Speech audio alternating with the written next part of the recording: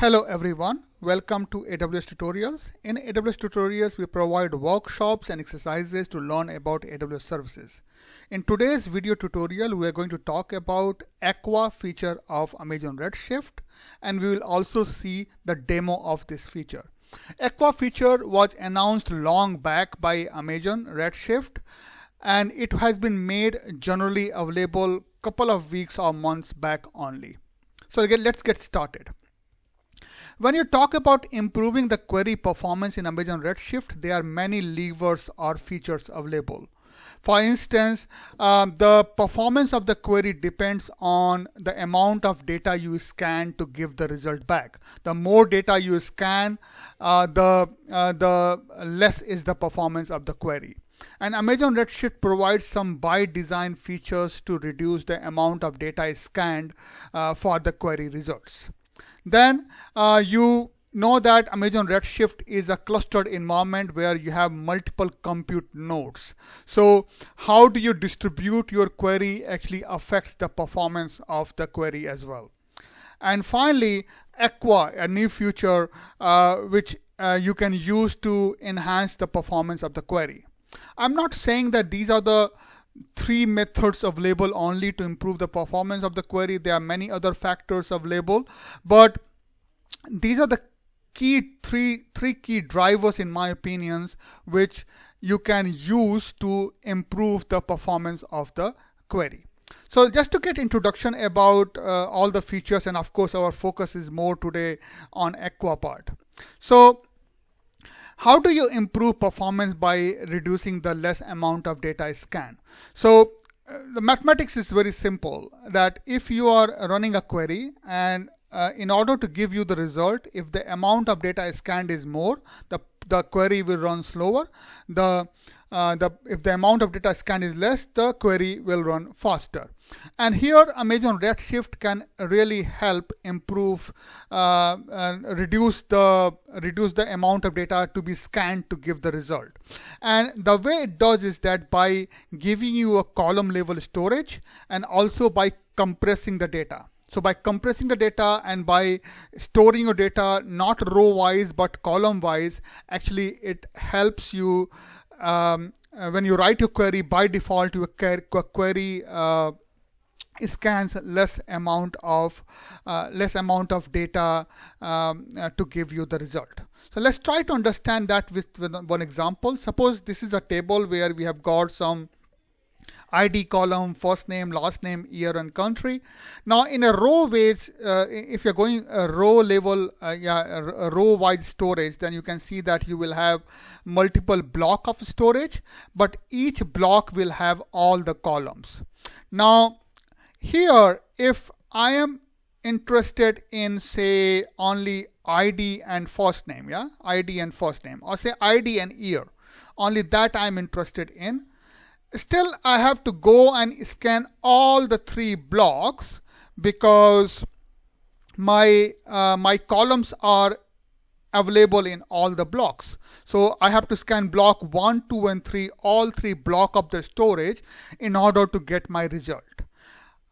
If now I change this whole storage and I store it column wise, for instance my ID is stored in one block or more, and then my year in some other block, then my location in some other block, or country some other block, my first name last name in some other block. In this case, if I want to, for instance, repeat the same query where I am fetching only ID and the year, then I need to simply scan first and second block. I can ignore the rest of the three blocks.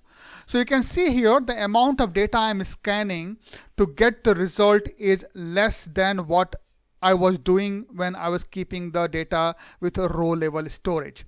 And that's what Amazon Redshift provides. Amazon Redshift stores your data column wise, and when you store your data column wise, it helps you improve the performance of the query because the amount of data you scan is less. And further, Amazon Redshift also uses by default compression to reduce the data storage size, so that also helps you scan the less amount of data. So these are some of the out-of-box features which you can use from Redshift to improve the performance of the query. Now, on top of that, what you can do is that you can actually leverage the cluster, Redshift cluster, to do parallel execution of your query or distributed execution of your query to improve the performance. So for instance, you know that when you are deploying a Redshift cluster, you will have a leader node, and then you can have more than one compute node which are primarily responsible for running your query, getting the result back from your query, and then sending back to leader node, and then leader node can simply assemble all the results and send back to the user. Now take example, suppose you're running a query, and that query needs to scan, say, 1 GB of data. Yeah. Just I'm using a data scan mechanism. Like we can talk in terms of rows also, but let's say that, okay, fine, I'm interested in scanning 1 GB of data. Now, ideal scenario or a distributed query scenario will be that that your data is actually all 3 nodes of your data are giving the equal participation in giving the result back to you.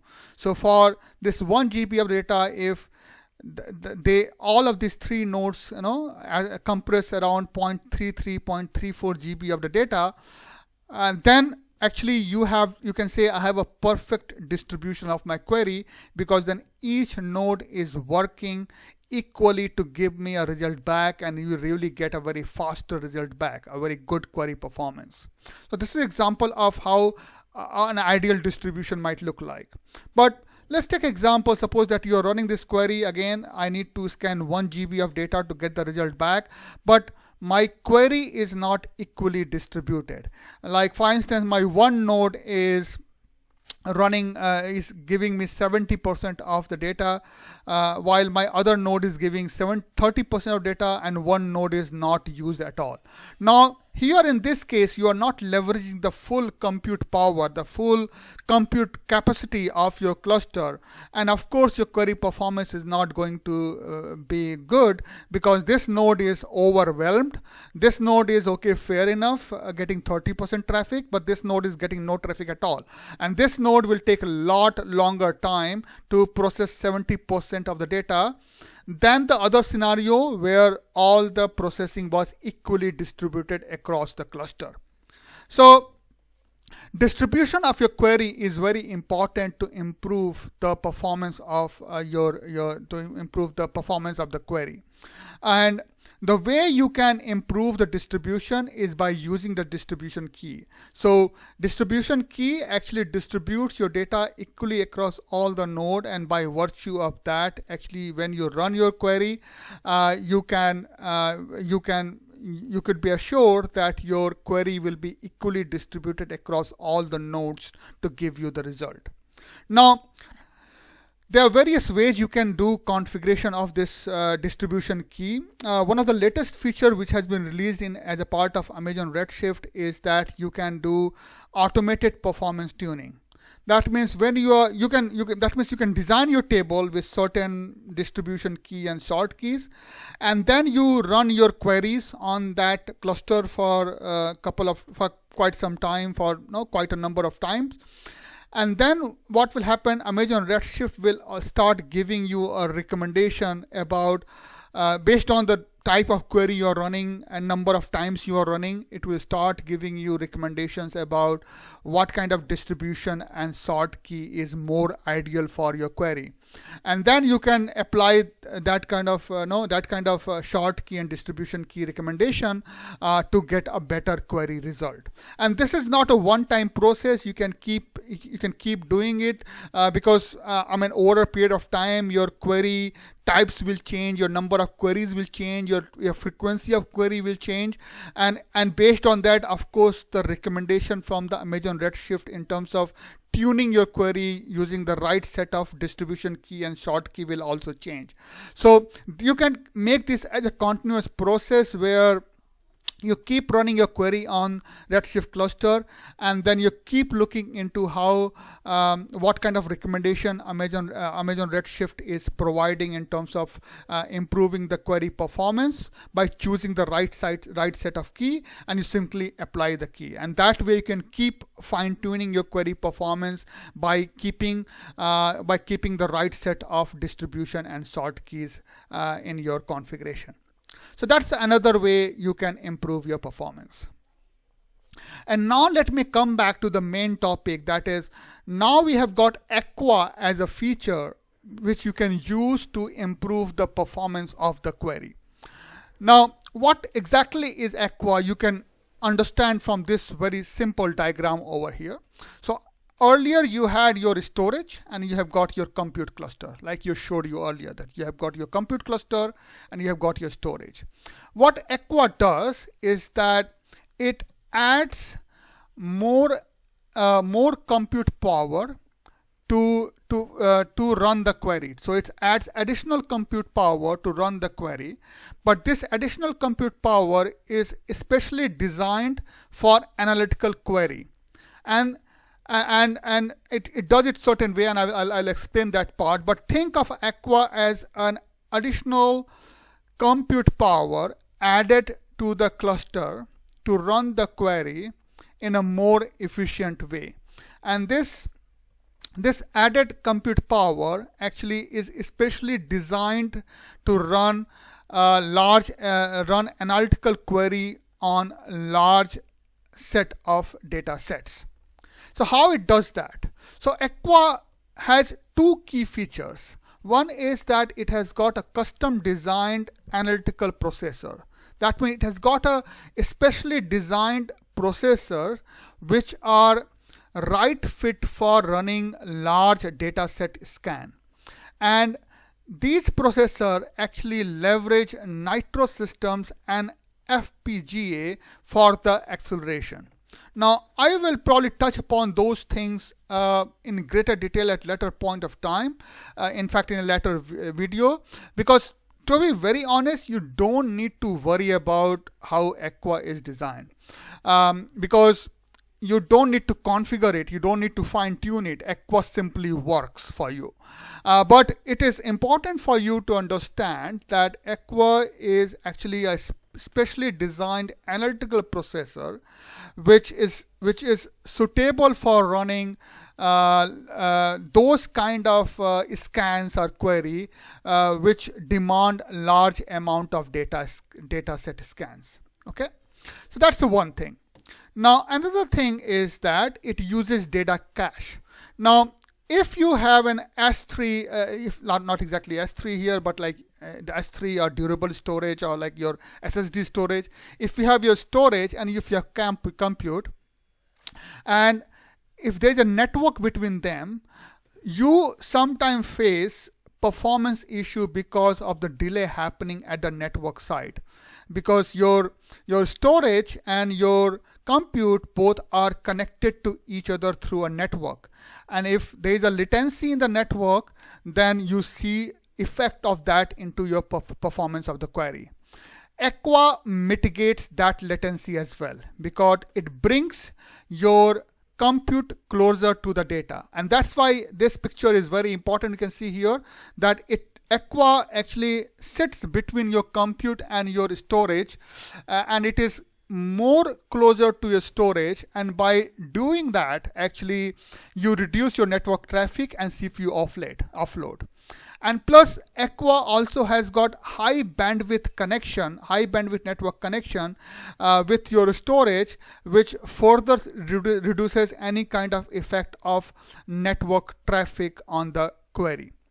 So two very important things which makes Aqua special in terms of running the query efficiently. One, it has got a specially designed processor for running such large queries or scans, and second, this compute runs closer to your data, and by that way it reduces the kind of delay happens due to networks or CPU offloads, and by virtue of removing those hurdles, it improves the performance of the query.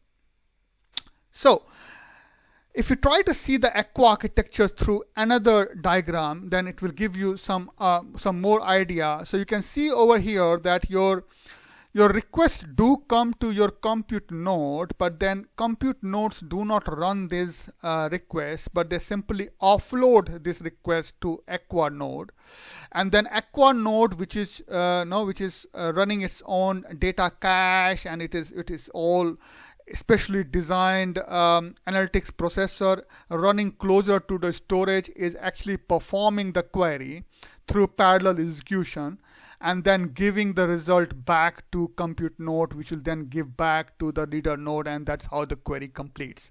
So you can see here in this case again another presentation of the the previous simplified diagram, where your Aqua nodes are actually additional compute node running closer to your data storage to enhance the performance of the query. Now again, I talked about data cache, I talked about processor, but to be honest, as a user, you don't need to worry about those things. I mean, that's the beauty of this Aqua. All you have to do is simply enable it and make use of it and understand what kind of query run on Aqua, what kind of query do not run on Aqua. And other than that, you don't need to think much. The configuration is pretty straightforward. The usage is pretty straightforward. It's not that you have to enable Aqua and do some kind of fine tuning over there. Nothing like that. It's as simple as switch on and switch off kind of configuration. So get to know more about how you can configure. First of all, Aqua is available with RA3 cluster only, and in RA3 cluster it is available with 4XL and 16XL. So both of these type of nodes will have Aqua as a default feature. Which you can enable or disable. Now configuration is pretty straightforward. So for instance, you select your node type, which could be either 4x large or 16x large, and then you can choose 3 configuration for the Aqua. You can either turn on, turn off, or you can set automatic. Okay, all 3 combinations are possible. So turn on means you're saying, okay, all my query run on Aqua only, as simple as that. Turn off means none of my query run on Aqua, all my query run on out-of-box compute given in my cluster. And automatic means let Redshift decide whether this query should run on compute nodes or they should run on Aqua. So how does Redshift define whether the query should run on Aqua or query should run on Redshift? One of the primary thing is that Aqua is designed to run analysis which demand scanning large amount of data. Okay, that's the whole thinking in the back. I mean, like if you have a very efficient query, then probably Aqua is not required. But if you have queries where you are doing large amount of data scan to get your result back, there you need Aqua. And some examples here are like using predicates like or similar to. These kind of query demand a very large amount of data scan, and there Aqua really fits the need. Again, if you have a nice distribution key and if you're running a very nice join based query, then probably Aqua is not going to add much value there, or probably no value there, but because the amount of data you're scanning is very less. But if the amount of data you're scanning is huge, actually in that case Aqua can really add a value over here. So up to you whether you want to keep it on or off or automatic. I mean, probably you can decide. In case of automatic, anyway Redshift is going to decide whether your query should run on a normal compute or should run on Aqua. So moving on. So not all type of queries are supported on Aqua. So like I gave you example that if you're running a like query or similar to query, those query are most appropriate for running on Aqua because generally those query demand a large amount of data scan. But there are certain type of query which are not going to run on Aqua. They run only on compute node. And as I'm not saying this is going to be the stage all the time, yeah, it might change, but if you go to documentation today, there are certain type of query which are not going to run. So for instance, if you are using this insert, update, delete, or create table, or these kind of operations, it's not going to run on Aqua. They will use compute node. Select query without a predicate is not going to run on Aqua. If you're using a Python based UDF, it is not going to run on Aqua. If you're using some kind of string function like lower, upper, left, right kind of thing, then it's not going to run on Aqua. And even in like or similar to kind of predicates, if there are certain type of meta characters, and there are certain examples given in documentation, I'm just showing 2 of over here. If those kind of meta characters are used in your query, then it's not going to run on Aqua. So again, it's very important for you to know that just by saying I want to use Aqua doesn't mean that every type of query is supported and will run on Aqua.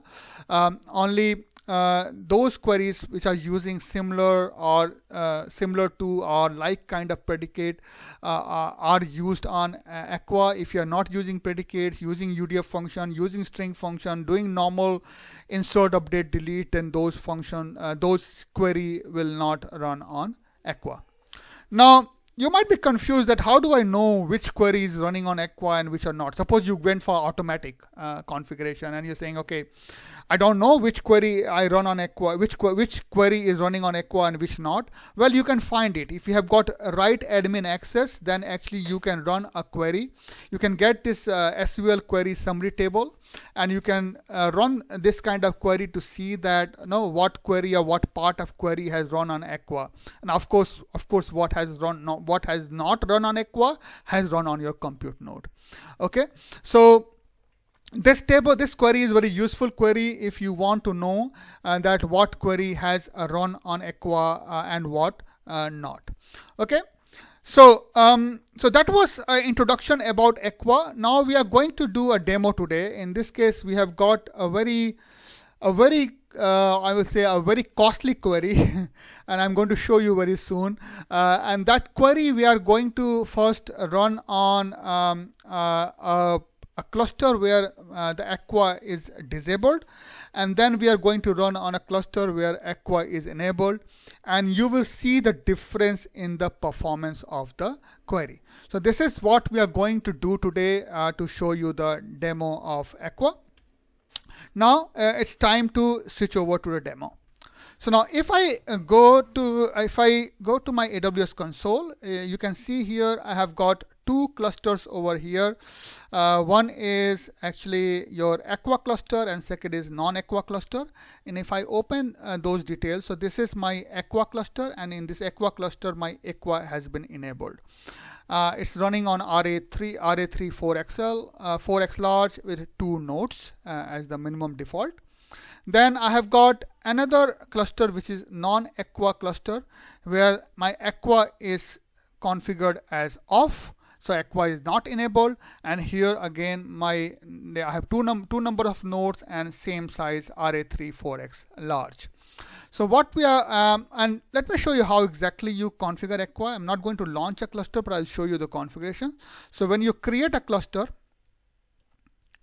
let's keep the name default, and if you come down, you can see here you have got an Aqua configuration section where you can select either on, off, or automatic. It's as simple as that. You don't need to do anything more than that, and that's I feel makes Aqua very powerful, because you don't need to think much. You simply have to switch on or off and you get the benefit of a better query performance. So going back to clusters again, so let's do one thing. Let's first connect to non-Aqua cluster and let's see how the query performance is going to look like there. So I'm going to connect to the cluster to run a query.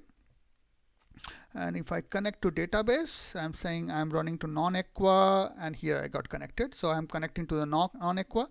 Now this is my query. So what I've got here, actually I have used, I have uploaded In fact, I have uploaded some sample database over here, and the table which I'm going to query is called line item table. So let's first see how much rows I have here. So select count star from line item, and if I run this query, I should get number of rows into this table. And next I'm going to actually run a query on this. So if I see over here, it has got huge amounts of billions of rows into this particular table. So on this table, I'm going to run a query which is going to really do a large amount of data scan. And here is how my query look like. So here we go. So this is how my query look like. If I can increase font a bit. So you can see over here, this is how a query look like. First of all, I will come to this part later, why I'm doing this thing here. But I'm saying in line item, based on the order key, find the sum of the order key and count, and look for those rows where L comment is similar to certain characters, and you can see this is using a large number of similar to with different types of parameter, different types of value we are looking at a string, and lot of OR conditions. So it's really a very costly query. Now this query we are going to run, and the same query we will run on both Aqua and non-Aqua cluster. What happens in Redshift? In Redshift, your result of the query are cached. And to improve the performance, another feature of Redshift by default. But here I don't want to cache the result, because I want to see the performance of the query, actual performance of the query, because it might happen that my cache result is available and my query will simply fetch data from there, and I will not come to know how much exactly my query execution cost in terms of time. So what we are going to do here, so first step is that I'm simply saying enable result cache for the session to off. That means disable my cache result, and then I run my query so that it will not leverage any cache and will give me the true query performance. So I'm going to run this query, and this is a non-Aqua cluster, guys. So this query might take 3-4 minutes. So let me start running the query, and then I will wait for query to finish. It might take 3-4 minutes. So I'm going to pause the video, and then I will start talking again once query has finished the execution. Okay, so you can see it has finished the execution of the query, and it took roughly 3 minutes 23 seconds. What I'm going to do, just for the sake of completeness and test, I'm going to run this query one more time to see how does the query performance look for second time. I'm expecting similar type of duration because I have disabled the cache, result cache. So let me run this query one more time. And again, it's going to take a long time to finish, like long in the sense more than 3 minutes to finish. So I'm going to pause my video, and I will start talking again once my query execution has finished.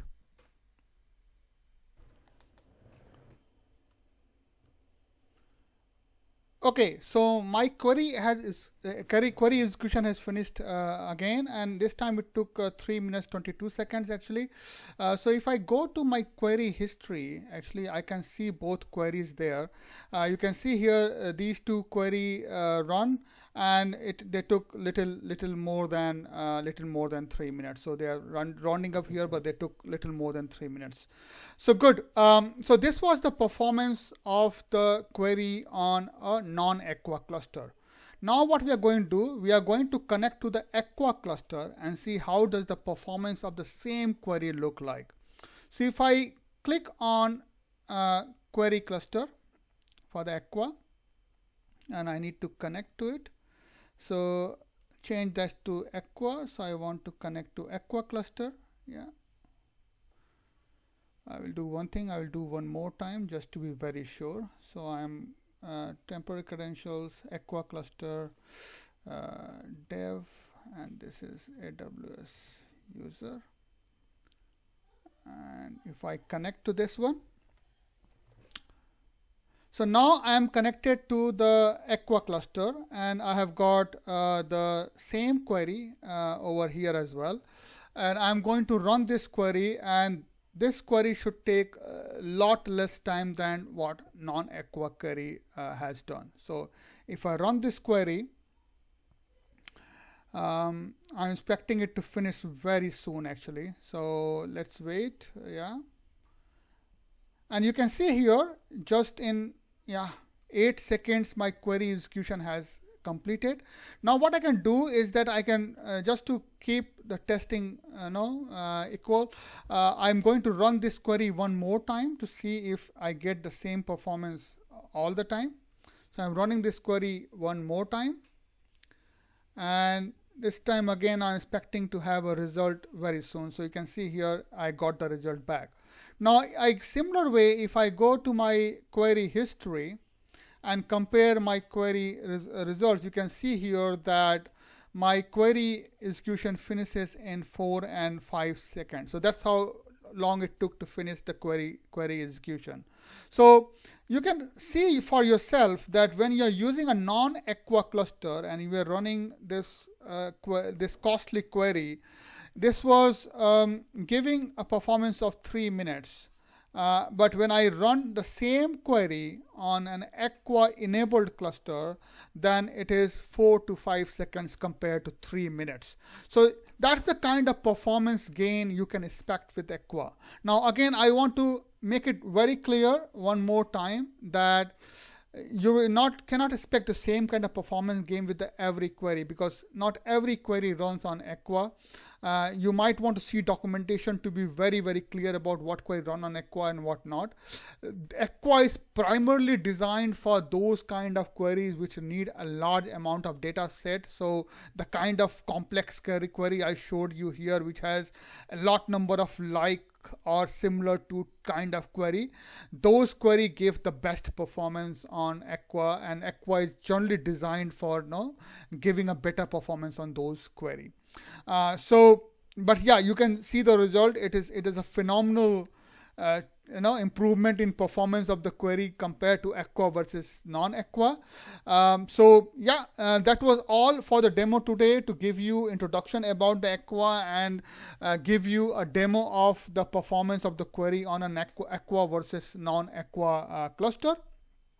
Hope you liked the video, and if you like, please click on the like button.